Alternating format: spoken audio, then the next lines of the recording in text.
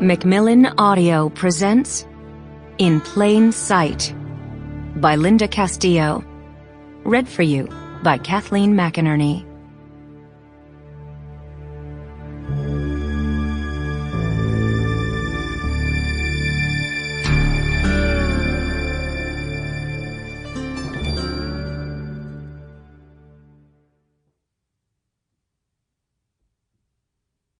In Plain Sight. Darkness pressed down on him with an almost physical force. The wind had kicked up, hissing through the treetops, dry autumn leaves, whispering as he passed. Lightning flickered on the horizon, telling him the storm would be here soon. Noah Kline wasn't worried about any of it. He'd walked this road hundreds of times. He knew every tree, culvert, and field along the way.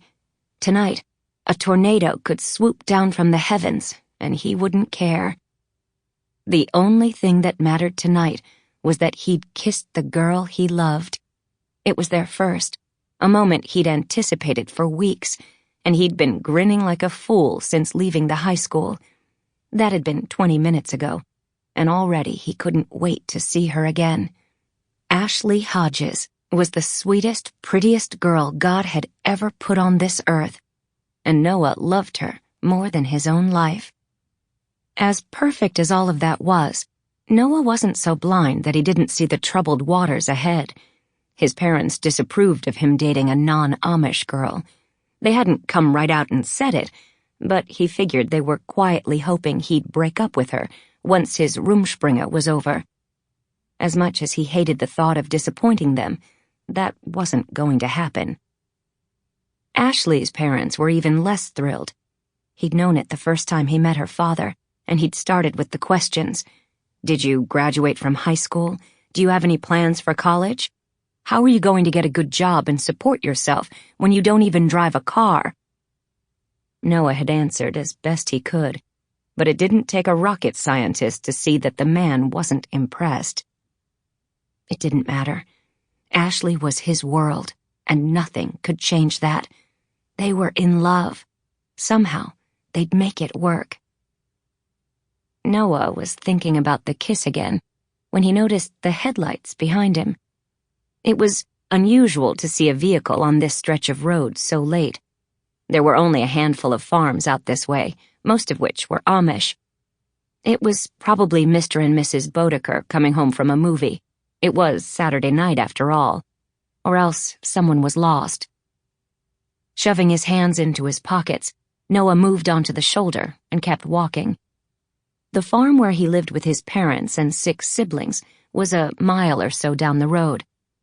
Hopefully he'd make it home before the sky opened up. He picked up the pace. Headlights washed over him.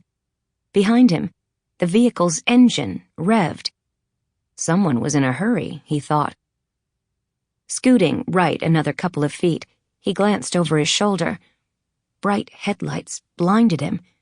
The vehicle was moving fast. Too fast for this narrow, pitted back road. He sidestepped onto the grassy shoulder and kept moving. Tires skittered on gravel, pebbles pinging in the wheel wells. Right behind him. Startled, Noah spun, blinded, threw up a hand to shield his eyes against the glare. What the? The impact knocked him off his feet. Pain shot from his hip to his knee. His body cartwheeled. The world went silent for an instant.